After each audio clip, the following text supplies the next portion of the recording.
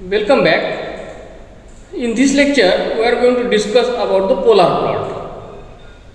So, polar plot is a graphical representation of frequency response of any system, and it has numerous applications. So, let us begin with it, the definition, and then explore the things further. Polar plot is a graphical representation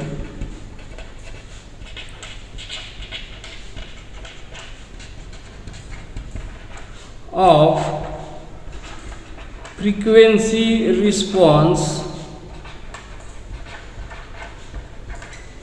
function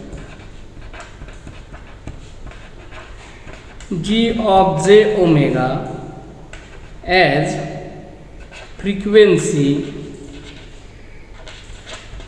omega is varied from 0 to infinity.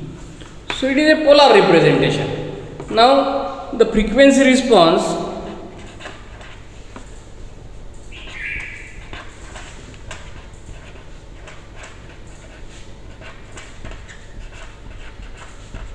function g of j omega is a complex function, and it can be represented as its combination of magnitude and phase, like g of j omega is equal to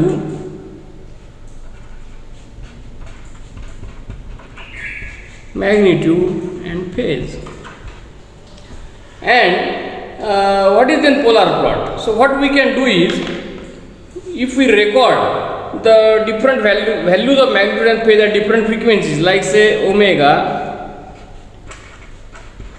magnitude of g of j omega, and angle of g of j omega at various frequencies, like from 0 to infinity, and for that what we will do, we will record their values.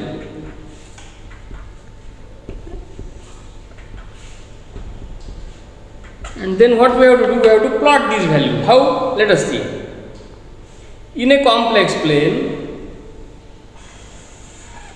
so it is a real part and imaginary part. Let at omega equal to 0, the magnitude is infinity and phase is minus 180 degree. So phase is minus 90 degree. So phase is minus 90 means this is minus 90. The angle is measured with reference to this axis. So minus 90 means this vertical axis, and minus infinity means somewhere here at the bottom end. And then if we take different points, like say for example at omega equal to omega 1, the phase angle is, say for example, this much. And this is the magnitude, and let the point be here. Just mark it by red pen, this one. So this is what angle of g of j omega 1, and then this specifically I will mark it here.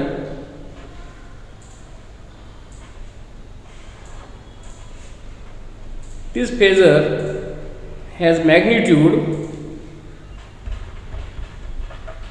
So now this has become a phasor and it has a point. Similarly, if we have the other points here like this, and finally at omega equal to infinity, the point is at magnitude 0, angle minus 270. So minus 90, minus 180, minus 270, like this. And let the earlier points are also like this. Then joining all these points,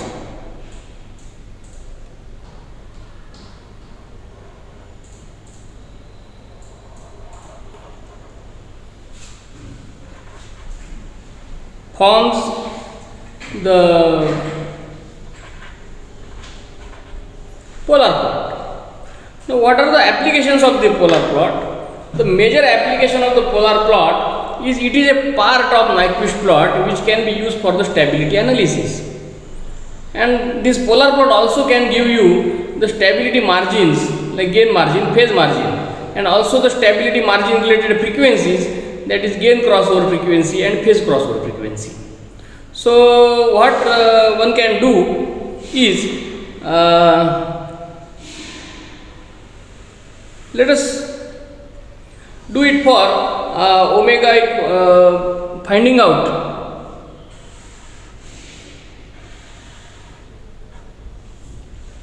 determination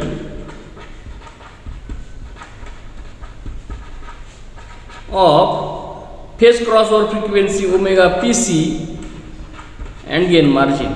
So from polar plot, how it is determined, let us see. So if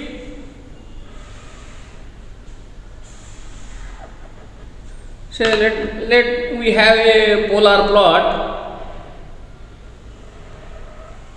of a given system like this. Let this be the point omega equal to 0 and this be the point omega equal to infinity. Then the phase at this point is 0 and then it is increasing towards negative side. Here the phase is minus 90, here the phase is 180. So if here the phase is 180, minus 180 degree, that means this is omega pc. Correct. And from the phase equation it can be determined. And at omega equal to omega pc, this one is the magnitude.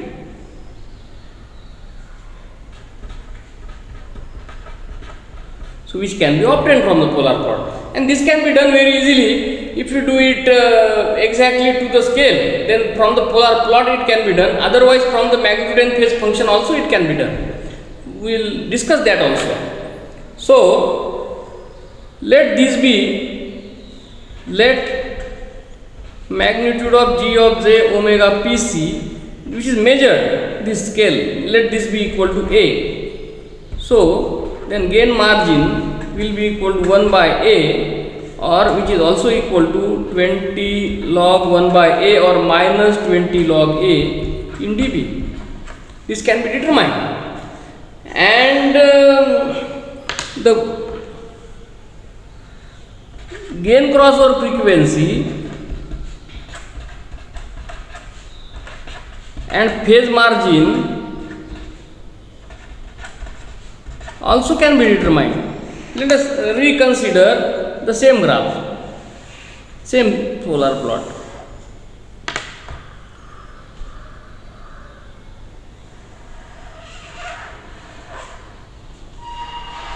And let on this scale, let here we have it as 1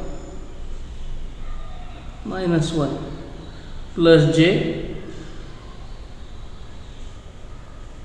minus j, and then draw a circle with unity radius.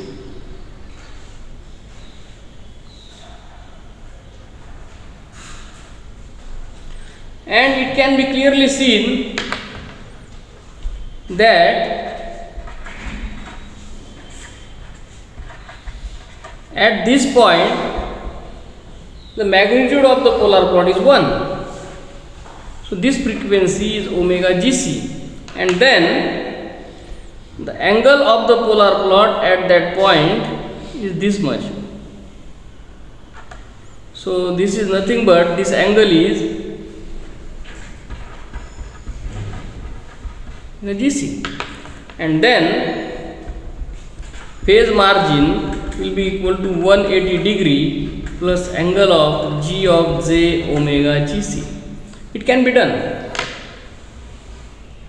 However, in practice, when we are measuring the stability margins, our major interest is in the shape of polar plot and not the exact values. Exact plot is not required, and the important points on this plot are where the phase is minus 180 degree and where the magnitude is 1.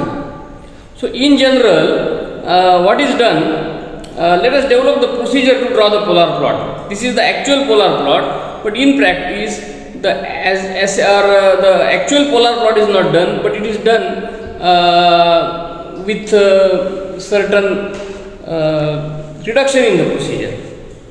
So it is, let us see, procedure to sketch polar plot.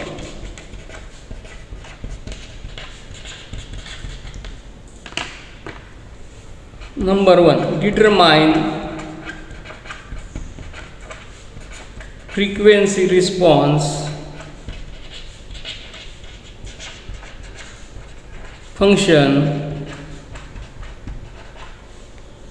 g of j omega of the given system transfer function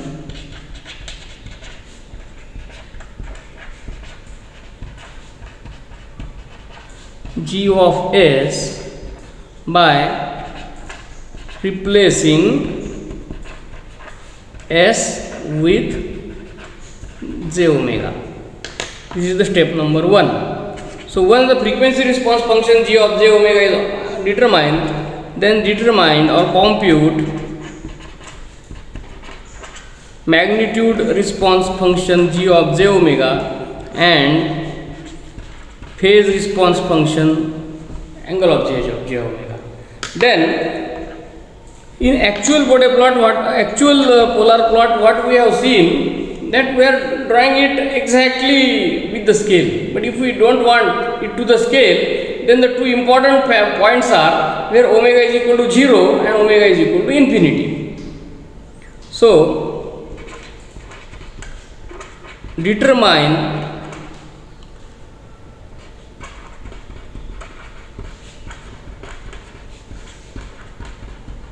or calculate for omega equal to 0 and omega equal to infinity, and then sketch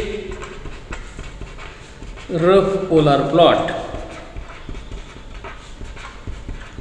It is a rough polar plot, but it gives the shape of the polar plot, nature of the polar plot, and from that we can determine omega, gain crossover frequency, phase crossover frequency, gain margin, phase margin, using the expressions of these two and not exactly from the polar plot. So this much part will be useful in sketching the Nyquist plot, which is then used to investigate the stability of the system using Nyquist stability theorem. I repeat, you can sketch the exact polar plot by taking the magnitude and phase at different frequencies in the interval 0 to infinity. Smaller the interval you take, smaller the gap you take between the two frequencies, better will be the accuracy. But the accurate polar plot is not required, and only its shape is required. So instead of doing this, what is done? The magnitude and phase functions are calculated at 0 and infinity, and the rough sketch polar plot is sketched. It is enough in this lecture. In the next lecture, we will solve one example and I will elaborate the concepts. Thank you.